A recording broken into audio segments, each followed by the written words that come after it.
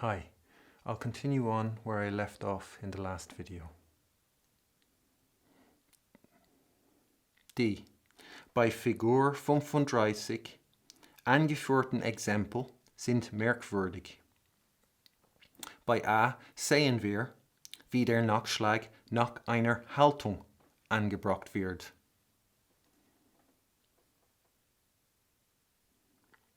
Bei B könnte der Nachschlag wegbleiben wegen des folgenden Sechzehnteils. Ingleichen bei C wegen zwei darauffolgender 32 Teile.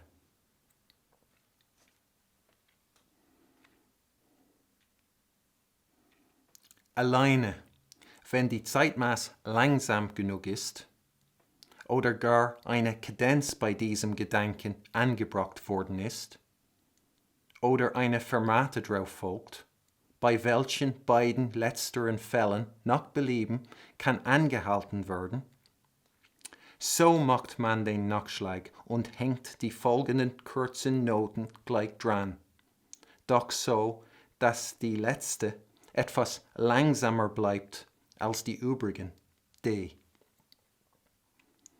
Dieser an jetzt so gewöhnliche Zierat, glaube ich, kann also am besten aus dem bei C abgebildeten Exempel hergeleitet werden, ungeachtet man die letzten Noten davon zuweilen mit verschiedener Geschwindigkeit hervorzubringen pflegt.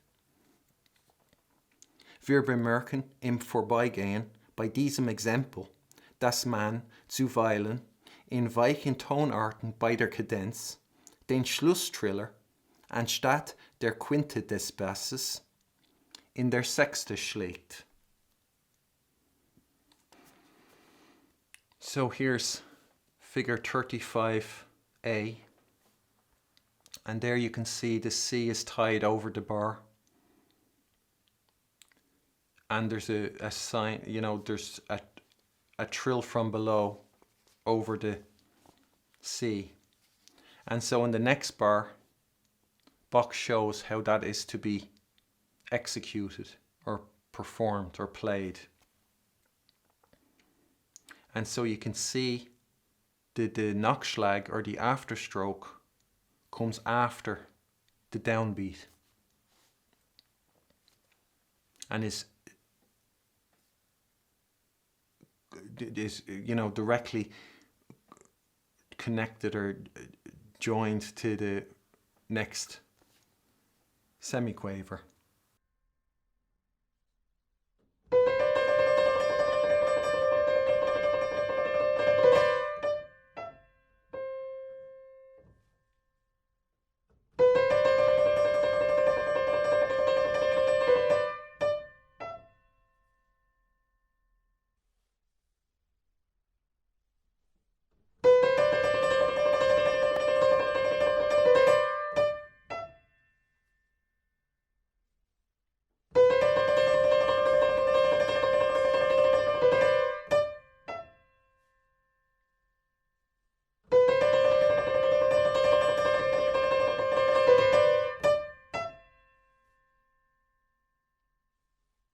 And when Bach says these examples, merkwürdig in modern German can mean strange.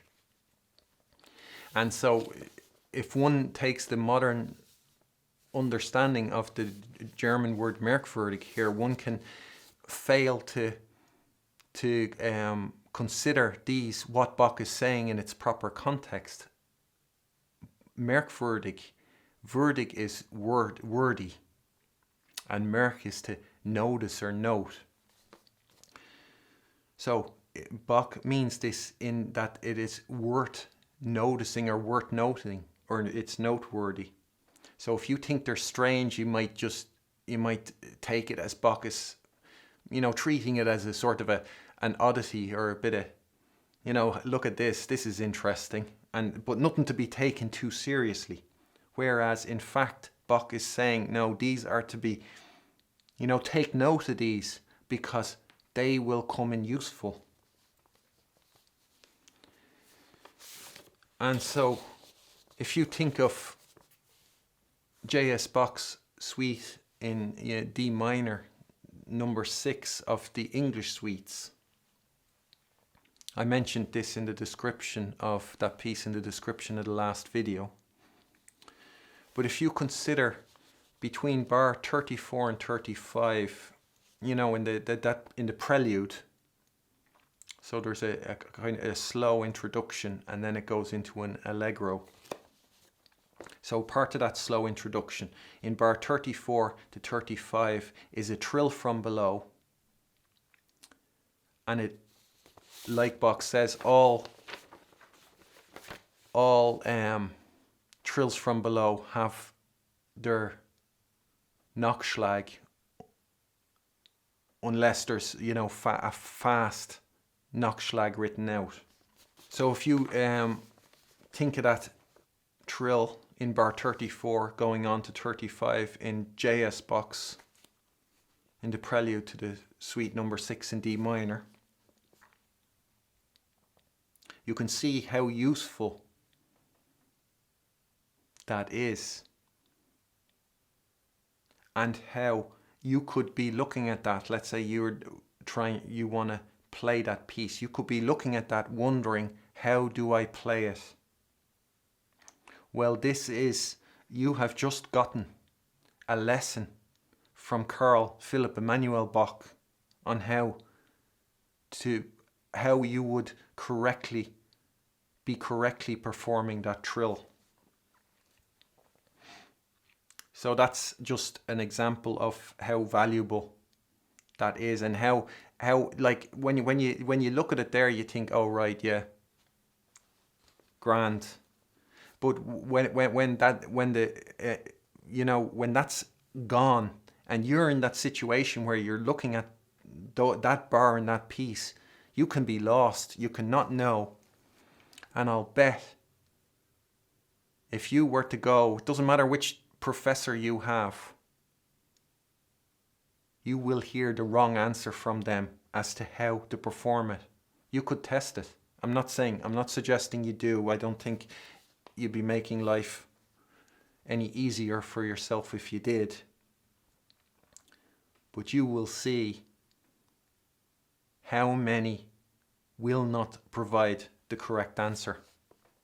I'd say none of them will. And if they do, well, then you can know that that professor you have is perhaps an exception to the rule.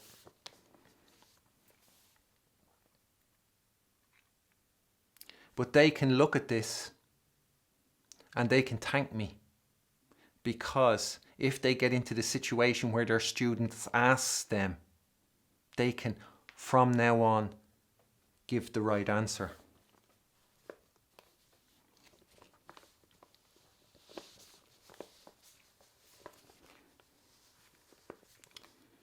And here's figure 35b. So Bach says when, you know, the 16th note after that trill from below can take the place of the Nachschlag, which is similar. You know, if you've been looking at the other videos, you can see, you know that Bach has said that a falling second, a fallende Sekunde following the trill suffers a Nachschlag. So he's talking about the regular Nachschlag, or the turn at the end of the trill, less than a steigende Sekunde, a rising second or an ascending second. So you can see it's in keeping with that. You get that, you have that extra information that you can better understand what it is you're looking at. You can see that, and why then and this refers to what Bach says, you know, it's all, you know, what he had said before regarding the after strokes regarding with the ordinary trill. The same here. You can see it's a fallende Sekunde, that B. So it does not suffer a Nachschlag as much as an ascending second. So if there was a D there instead of the B, you might be thinking of adding the Nachschlag to that trill.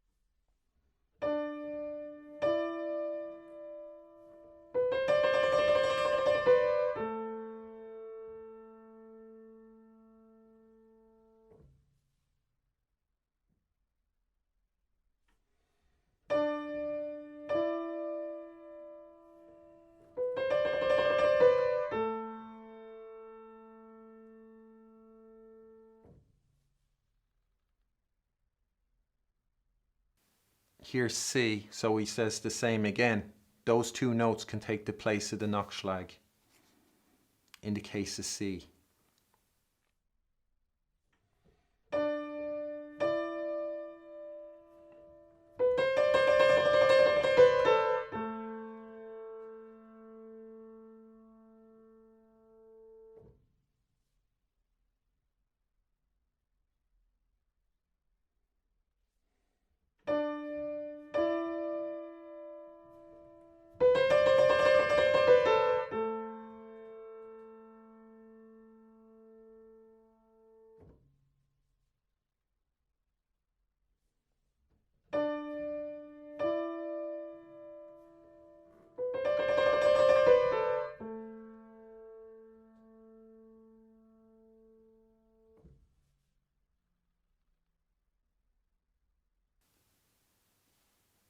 So in terms of playing the regular Nachschlag and joining them to the following 30-second notes, which you see written out in figure 35D, Bach is very specific because he knows what he said about the trilling over the dotted note and how connecting the Nachschlag directly to that note is incorrect. So he says, he's specific, he says only when the tempo is slow enough, or a cadence is introduced with the idea. So what you're looking at is a cadence, or it comes before a fermata, and in both those cases one can pause, can halt or stop, as one prefers. Only then can you play that like that. And so you'd add the two notes onto the Nachschlag, the two written out 30-second notes, so that the A, the last one, it lingers longer, langsamer bleibt.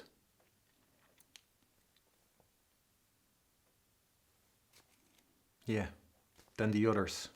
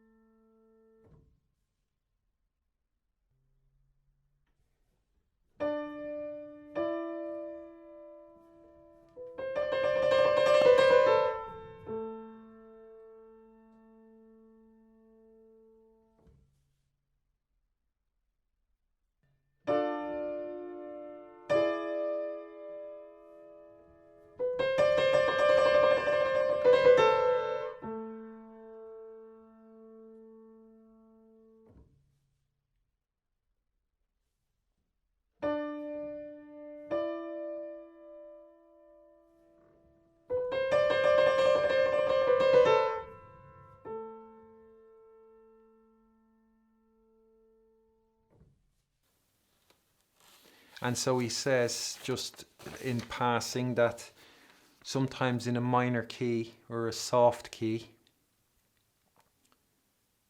that instead of hitting in a cadence, that one will strike the closing trill in the sixth, in the sixth of the bass instead of the fifth of the bass. And that this is he said that currently this is a very common decoration thing to do. And so if you want to kind of consider the experience of those people then who did that, you could look at bar 81 of Chopin's ballade, his first ballade in G minor, opus 23, in bar 81. You can see Chopin doing that there, that it's ending. The only difference is Chopin is not in the minor key, he's going into E flat major. And it's the same thing, you have that dominant 7 harmony, the B flat with the A flat. And so the fifth of that B flat in the bass in the ballade would be the F. But instead of the F, Bach hits the sixth. And so it's the exact same as what Bach is talking about there, only the sixth, Chopin doesn't trill on the sixth, but it is the same decoration of the cadence that was very popular then. So in terms of the experience that the spirit of that, what Bach is talking about, you can perhaps get a feel for it through that cadence or bit in Chopin's ballade. And it might give a bit of, place it, when, like I said before, when you say, I can see where he's coming from. And maybe it might be interesting when you consider that, and to think that that bit of Chopin's ballade may be old-fashioned. I mean, I don't really call it old-fashioned in the... I'm being facetious, or I'm flippant. I'm not... It's not old-fashioned, but since it was a very common or very popular decoration in the time of Bach, how Chopin's use of it could be seen as,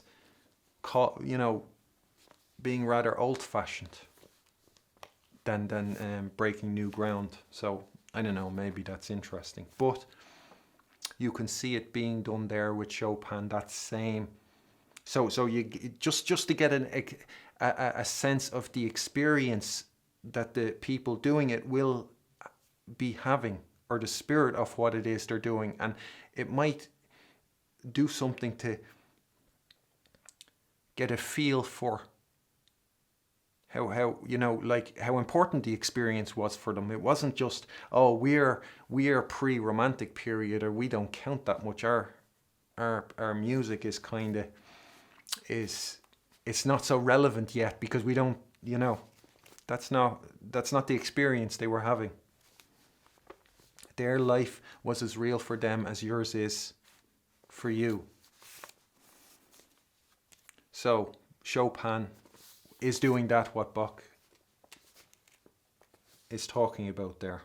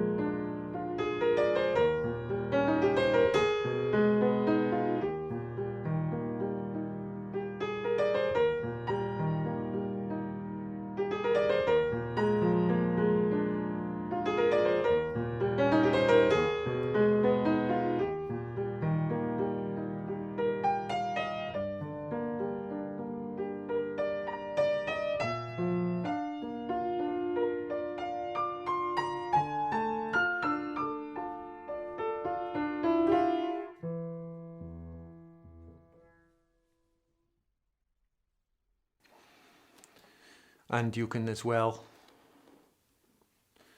maybe relate then to what Bach says about how one tends to bring the, you know, the last notes of it with varying speeds. And you can see the last notes of it in Chopin's example adheres to that it's presented in a various speeds, and Bach is saying that doesn't matter. Like, you know, it doesn't matter. It can still be derived, or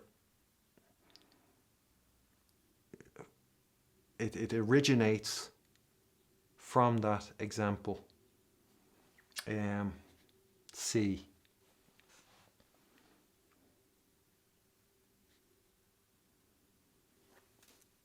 So, yeah, so Bach is drawing people's then attention, saying, you know, these, basically at the time Bach will have said, you know, you could do this too. That's what he's saying.